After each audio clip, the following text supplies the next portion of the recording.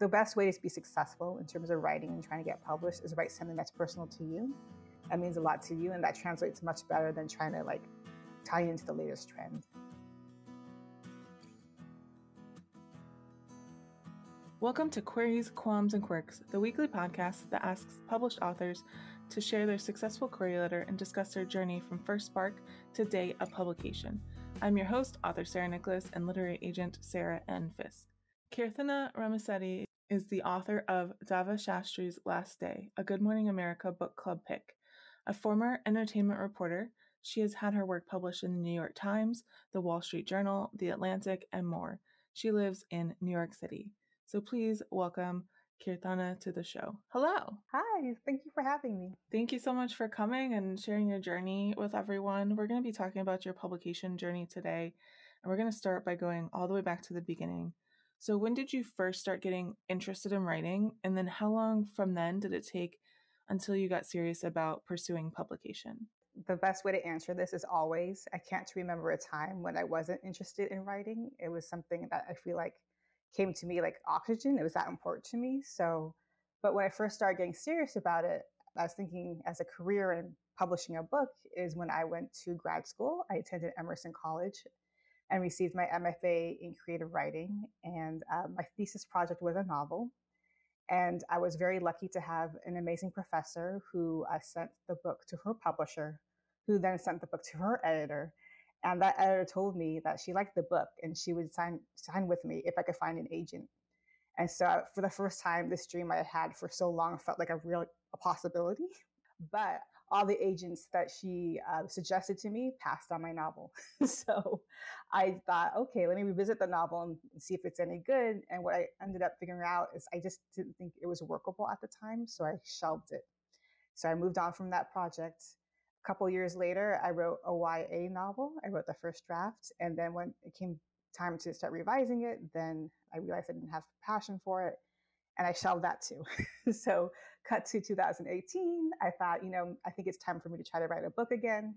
I kind of was thinking book or bust. And so that was the time where I really thought I have to see this through and see if I can actually do it, if I'm even capable of writing a novel. So that's how that started. Nice. Can you tell me more about the moment that you realized that you wanted to be a published author? And I know I didn't include this in the notes, but it's something new that I'm trying, especially looking at what did you think that was going to look like for you? That's a really good question.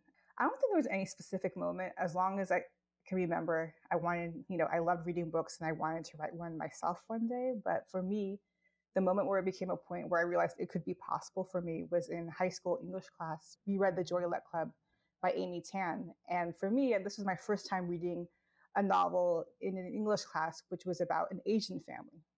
And it was a family that resembled my own. And I was like, if this has an audience, then maybe there'll be an audience for something I'd like to write one day. So that crystallized for me that it was a possibility. In terms of what I thought it would be like, I don't think I had an idea. I think all I wanted was to see my book on a bookshelf. And I didn't really think about the realities of interviews or book tours or any of the stuff that goes along with publishing a book and promoting a book. So once you decided to seriously pursue publication, how did you learn more about the publishing industry, how it works, how to go about querying, all those different things? I did so much Googling. I did a lot of Googling. I did a lot of research on best practices when it came to querying agents in terms of how important it was to pay attention to their submission guidelines. And each agent has a different submission guideline. And then I also, as part of the package, I didn't realize, I think until right before I started querying, is that it's not just a query letter and the first 5 or 10 pages. Sometimes agents will also request a 1-page synopsis or a 3-page synopsis. And so one of the hardest things about that was learning how to take your entire novel and synthesize it into 1 page or 3 pages. So I did a lot of reading about that whole thing. And then one thing that I found really helpful online is I found a spreadsheet about how you could organize your queries when it was time to query agents. So you had a timeline of when you sent out your submissions, who said yes, who said no, who requested a full manuscript, etc. So I almost wish I knew about these podcasts at the time, podcasts like yours, because I think I would have been a devoted listener and they're so helpful.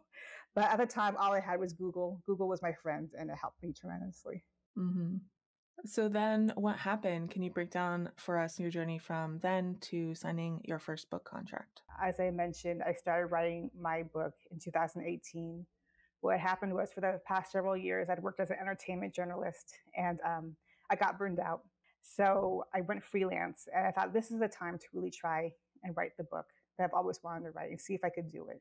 Because it had been so long. The first book I wrote, I think, in 2003, and the second book I wrote in 2011. So I've been, the way I've been describing this is my third time in about 20 years trying to write a book. So I was really determined to see it through this time. So it took me about 6 months to write the draft. The book ended up being very meaningful and personal to me in a way that nothing I had ever written before had been. And so it felt like the kind of thing I couldn't even ask family or friends to read, because if they had said they didn't like it, it would have crushed me. I don't know if I would have continued. I also thought the book was a little weird because it was so personal to me. And like I had done all these things to make it a project that I wanted to work on and that was worthwhile for me. So, for example, the book is set 20 years in the future, has a lot of references to music from when I'm growing up. And so it just felt so personal and idiosyncratic to me. I didn't know if it worked as a novel. So what I decided to do is work with a freelance editor named Carrie Fry, and she was phenomenal and gave me such great feedback and let me know that it really was a novel. You know, it wasn't just some vanity project, I guess, but it really worked as a novel. So for about a year and a half more, I revised it several more times. I had 2 critique partners and 2 beta readers. And after several revisions, countless revisions, I was done in January of 2020. So that's when I started doing all my Googling and researching about how you even reach out to an agent. Because the first time when I had submitted my book to agents, the editor had given me a list of agents and I just kind of emailed them without really knowing how to query an agent properly. So this time I really wanted to do it right and make sure I had all my facts. I didn't do anything wrong or make any mistakes. I wanted to present my best foot forward. So it took me about a month to get ready to start submitting to agents. And then I actually started doing so in mid-February of 2020. And I was really surprised when I got my first offer of representation about a week later. Wow. Because I read that you can wait months. It could take months, which is fine. I was prepared for that. So I was really surprised when it took about a week. And so once you receive an offer of representation, then you have to alert all the other agents and let them know. So by March, I had 4 offers of representation, which is crazy because you spend so long thinking, is anyone going to read this? Will anybody want to read this? And suddenly now you're in a position where you have to choose. And so I was very lucky. All the agents who I talked to were wonderful and amazing, but I chose to go with Andrea Somberg of Harvey Klinger Literary Agency because we just connected right away and her enthusiasm for the book was just incredible. I remember her emailing me and said she was so excited about it. We talked about the book over the weekend because she just wanted to have a conversation as quickly as possible. And so I loved speaking with her. We connected. She said that meant a lot to me. She told me, even if you don't go with me, I enjoyed the book so much. It inspired conversations between me and my husband. That's how much she enjoyed it. So thank you for submitting it to me. So when you have enthusiasm like that, and she's just an amazing person. So that's, I signed with Andrea. I signed with her on March 10th. And then on March 11th was the day that Tom Hanks announced he had COVID and the NBA season announced they were canceling their season. And it's just the way the day the whole world kind of changed when we all realized, holy crap, COVID is here. We're in a pandemic. And it was just so crazy because for me, I was like, I'm finally at this place where, I'm so close to fulfilling a lifelong dream. And now the world is in chaos and it's all very scary and strange. And I didn't know what was going to happen next. I didn't know if we would even move forward from there. Andrea was a rock star, and she's one of the other reasons I signed with her. She was the only agent who said the book was ready to be submitted. It didn't need any further revisions. I felt that way too. I did really feel like I was ready to go. So she said, because the world is still adjusting to our new reality, editors are working remotely. She said, let's wait about 10 days before we start submitting. I said, that's fine. So we started submitting on Monday, the 23rd. And then at the end of that week, Karen Kostelniak from Grand Central Publishing told my agent that she wanted to have a conversation with me about the book. So we spoke on March 30th. And then 2 days later, we had an offer, a preempt offer. That was it. And I couldn't believe it because I just started submitting this novel fairly recently. And by the start of April, I had a book deal. It was pretty crazy. Yeah. It's funny because if we look at just like your querying journey for this book, it was a month and a half from when you started querying to when you had a preempt offer from a publisher. But then if you only look at that, yeah, it looks really fast. But then you have to look at the 20 years you spent before that, kind of developing your craft and honing who you were as a writer and, everything like that. So even though it seems really fast, there was a lot of time behind that. That's true. I put a lot of time, especially in this third manuscript. I just kind of poured everything into it, wanting it to be in the best possible shape it could be. So the whole querying process was faster than I expected, but it did take a lot of work to get to that point. That's for sure. It is time for the first cue of the show. Can you read your successful query letter for us? Dear Ms. Somberg, Dava Shastri, one of the world's wealthiest women, always lives her life with her legacy in mind. What will the world say about her when she's gone? After she's diagnosed with terminal brain cancer at age 70, she takes drastic measures to find out. Dava summons her 4 adult children and their families to her private island compound to disclose shocking news. Not just that she has a terminal illness and will end her life very soon, but she admits she let her news of her death break early so she can read her obituaries. As a billionaire who dedicated her global foundation to women's empowerment, Dava expects everyone to read the articles lauding her philanthropic work. Instead, her quote-unquote death inadvertently exposes the 2 secrets she had spent a lifetime guarding from everyone, even her beloved late husband. And now the whole world knows, including her children. They aren't completely shocked by the news of her affair with the singer-songwriter.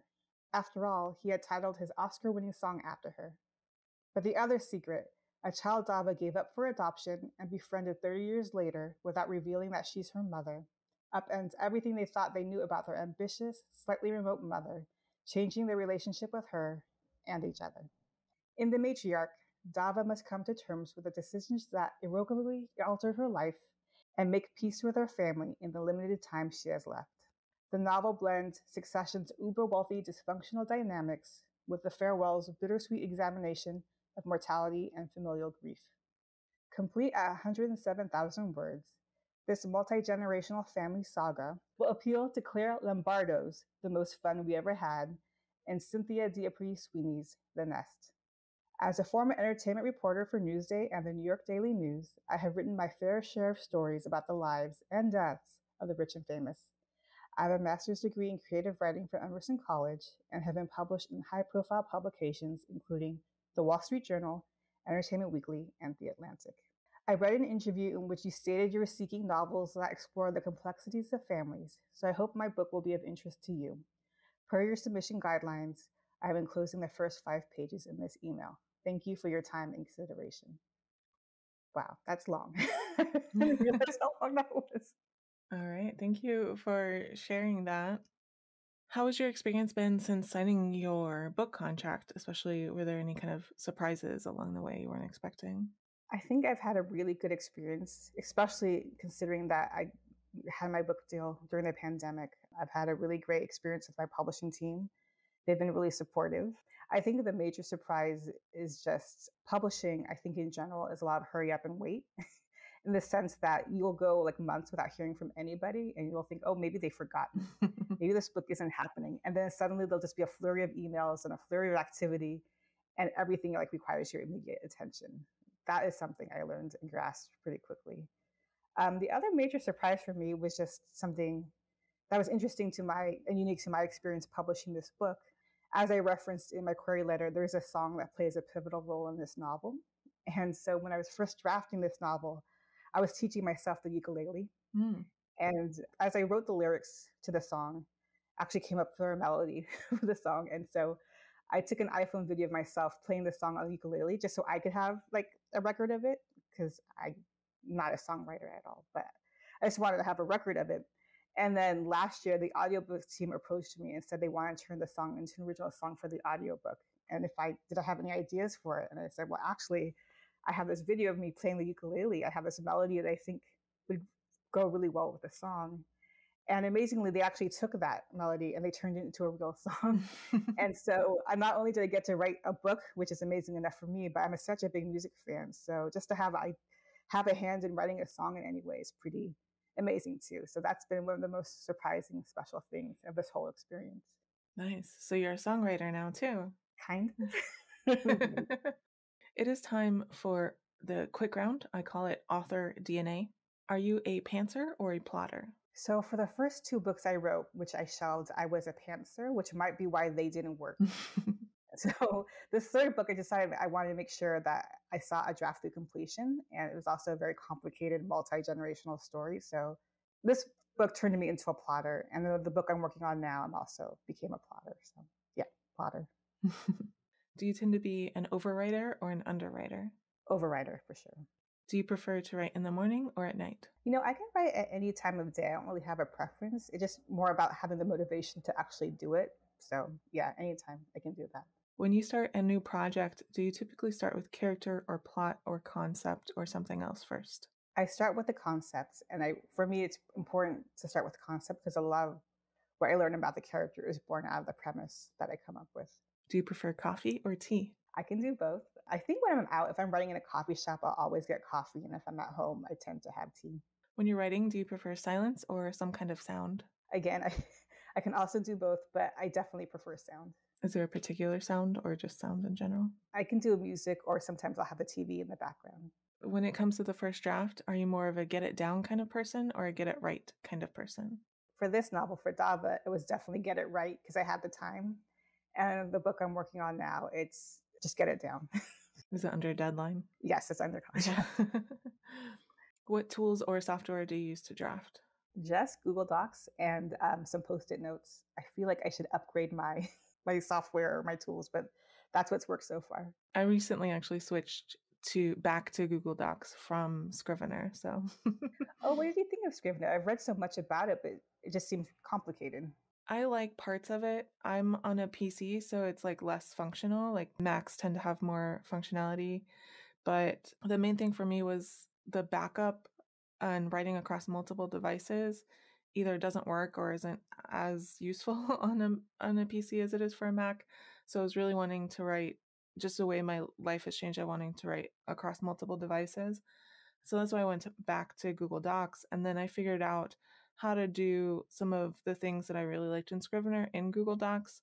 So now I have a table of contents so I can easily navigate between chapters, which was one of the things that I liked the most. And I also have linked documents for my character profiles, so I can click on those with just one click like I can in Scrivener. So basically, I've just hacked Google Docs to be like Scrivener. That's amazing. You've given me some great ideas. I love the table of contents idea. Oh my gosh, I'm going to take that. That's great. Yeah. The only thing I haven't been able to figure out how to do is so Scrivener tells you like how many words you wrote in a session. And so I have to do that manually. Do you prefer drafting or revising more? Revising, definitely. Do you write in sequential order or do you hop around? Sequential. And final quick round question. Are you an extrovert or an introvert? Introvert, but I've had to learn how to be an extrovert through this whole process.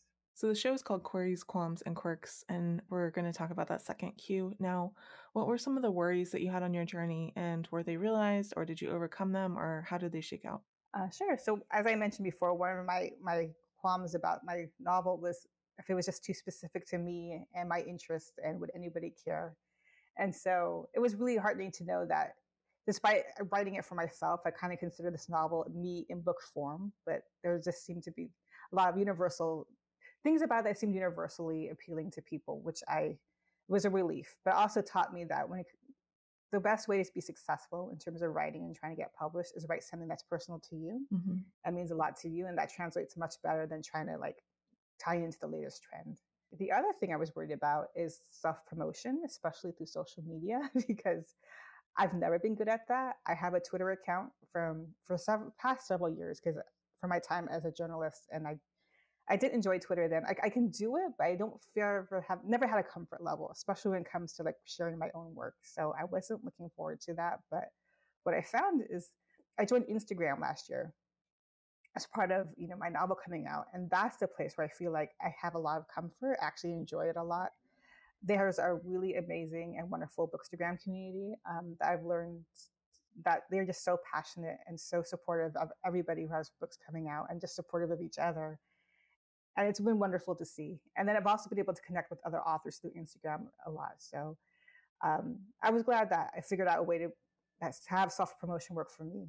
And I think that's important for any author or aspiring author, that no one has, I don't think you have to do social media, but if you do social media, do social media, make sure you're comfortable with it and don't force yourself or else it'll feel forced.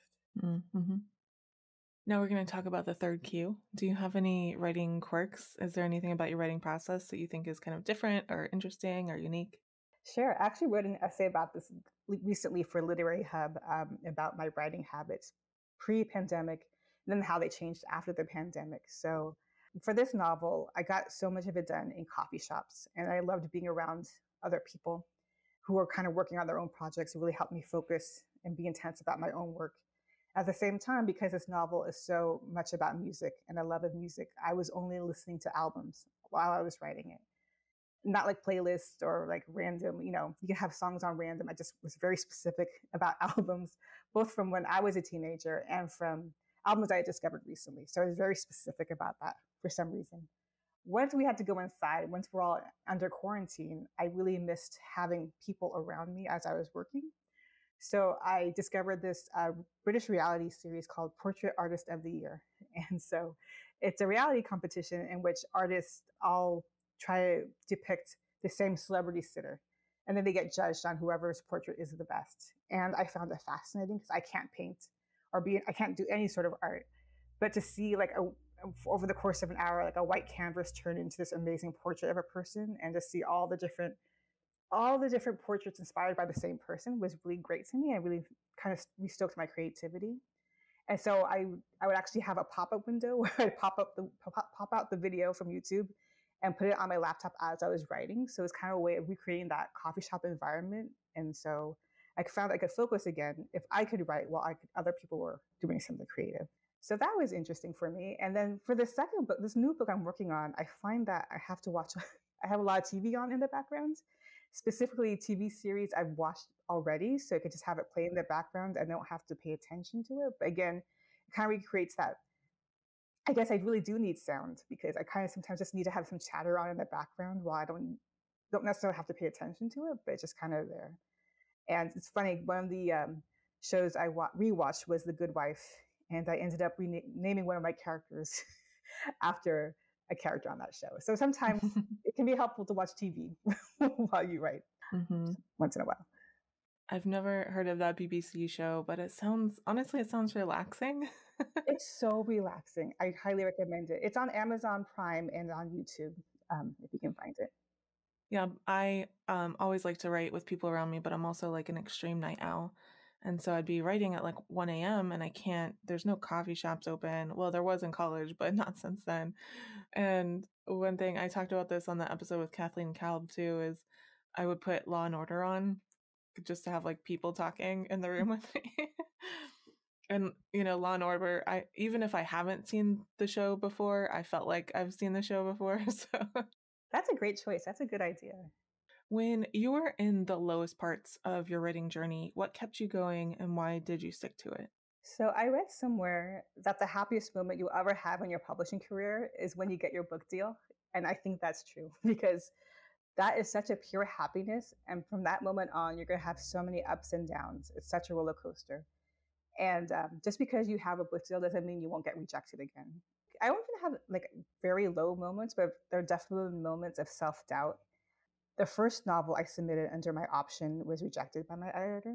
And so I had to kind of dig deep because I realized, I have my foot in the door and I really want to continue writing and I really want to start working on another novel ASAP. So I was really determined to come up with another idea, and I was happy I was able to do so and get another book deal. But I think just reminding myself that just because you have a book deal doesn't mean that you won't feel tested and you won't feel doubt. And you just have to kind of keep going and know that when you have downs, there will be ups. And when you have ups, there will be downs. But you kind of have to tap into that initial joy and passion that inspired you to write the novel in the first place and let that keep you going, because that's what this is ultimately all about. Nice. What are some of the biggest mistakes that you made along the way that you might want to warn listeners about? I think looking back now, and maybe things are meant to be, but I can't believe I had an editor interested in my novel. And she was a pretty major editor. She's still a major editor. She was interested, and I kind of didn't pursue it. I got a couple rejections from agents, and then I just didn't think the book was good enough. And maybe it was, and maybe it wasn't. Ultimately, I'm very happy with the book that I did debut with, but it did take me 20 years to get here.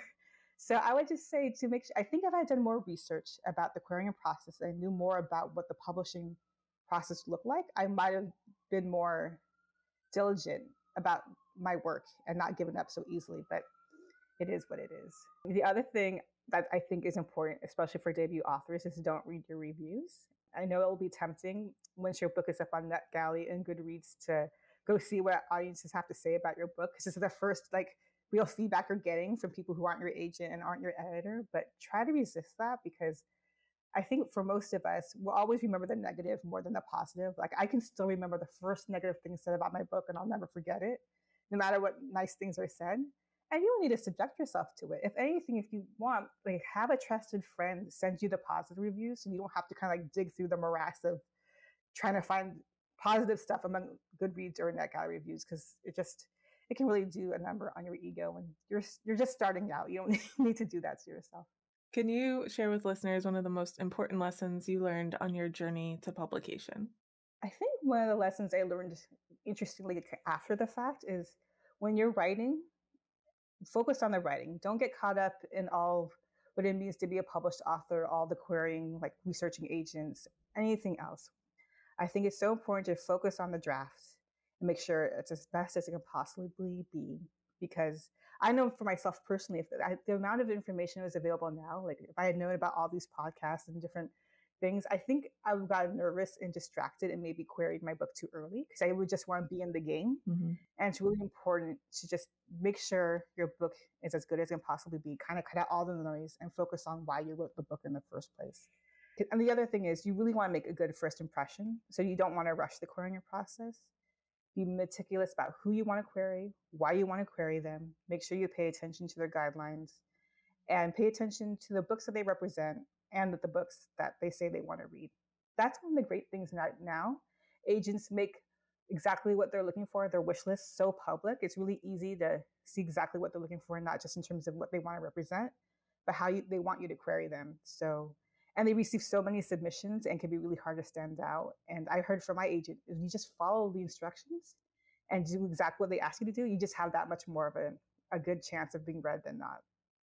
Oh, and lastly is find your community. I didn't find a writing community. I mean, I'm 20 years out from my MFA at this point, and I still have friends from my grad school days, but we weren't talking about writing it on a regular basis. So I didn't find my writing community until after I got my book deal. And I can't imagine going through the debut process without these people, these incredible people and friends who just kind of, when you go through this, you need to be able to have people you can talk to who can relate to what you're going through, because no one else quite knows what it's like to be a debut author. But I would say, don't wait until you get your book deal. It's so important to find your community now, and as soon as you can, and find other writers that you can connect with, because those are people you can be friends with, for a very long time. Mm-hmm. Speaking of community, I call this the acknowledgments portion of the podcast. This is not a business that most of us succeed in completely on our own. So who are some of the people or even organizations who helped you along the way, and how? It's so funny, when I saw this question, I'm like, this kind of feels like the Oscar speech, and I feel like maybe I'll get played off in about 30 seconds. So I'll try to make it somewhat succinct. But I mean, I have an incredible family and friends and husband who supported me throughout the entire process, especially when I was just starting to write and not knowing what would become of this book. And when just the people who actually read my manuscript before I submitted it for querying, that would be Carrie Fry, my good friend Salja Suresh, my good friend Mayuri Chandra, and my two critique partners, Ella Kay and Barbara Greenbaum. Suzanne Strampik-Shea was my grad school professor at Emerson, and we're still in touch today. And she was actually the person, she did not need to read my manuscript, but she did read my query letter. And I think it's really important. I actually meant to suggest this. Have someone read your query letter who hasn't read your book, mm-hmm. because they can give you the best feedback on whether your query letter works. Because if you can have an audience of an agent, especially an editor, who have no idea what your book is about. So you want to make sure it's not confusing in any way. So anyway, Suzanne gave me really important feedback on my query letter. And she's just been, I've known her for 20 years, and she's just been an amazing person and supporter and friend. This does kind of feel like an Oscar speech. Okay, I'm sorry. Because usually you write your acknowledgments, you write these things down. It kind of feels weird to like say it out loud, but I do appreciate the opportunity. My agent, Andrea Somberg, I kind of think of her as this compass who always points me in the right direction. Everybody at Grand Central Publishing, I really have had a very lucky and tremendous experience with them. I'm so happy to be working with them. And there's some writers I connected with between the time I got my book deal and the time I was published, and they gave me really great advice. And they're Jennifer Armstrong, Erin Carlson, Kate Rakulia, and Catherine Adele West. And then also everybody in my debut group writers community who have been amazing and are amazing authors. And the best part about being a debut author is not just seeing your book on a bookshelf, but getting to know other authors and getting to know their work. And they're all really great people. And I almost feel weird singling them out. So I'll just say all of them. They're all great. They're all wonderful. And I'm so happy and lucky to know them. Nice. So you have another book coming out. Can you give us a little sneak peek into what that might look like? Sure. So I am currently working on my second novel with Grand Central Publishing. And I'm a pop culture person. My background is entertainment journalism. So this is another book that's steeped in pop culture. I think of it as a pop culture detective story. I like to say if you've ever gone down an internet rabbit hole, then you'll find a lot to relate into this novel. So I'm really enjoying writing it, and I hope readers will enjoy it. And I hope to have more news soon about it as well. Nice. Sounds fun. All right, Kirthana, thank you so much for coming on the show and sharing your story with everyone today. Thank you so much for having me. I really actually love this podcast and hearing about everyone's writing journeys, and I'm just happy to be here. Thank you. Thanks for saying that. Thank you so much for listening to this episode of Queries, Qualms, and Quirks. You can find the text of Kirthana's query in the show notes, along with links to find out more about her and her books. If you enjoyed the show, I'd really appreciate if you help me find new listeners by leaving a review on Apple Podcasts, Podchaser, or Spotify, telling your friends, or sharing this episode on social media. If you're interested in supporting the show, go to patreon.com/pubtalklive.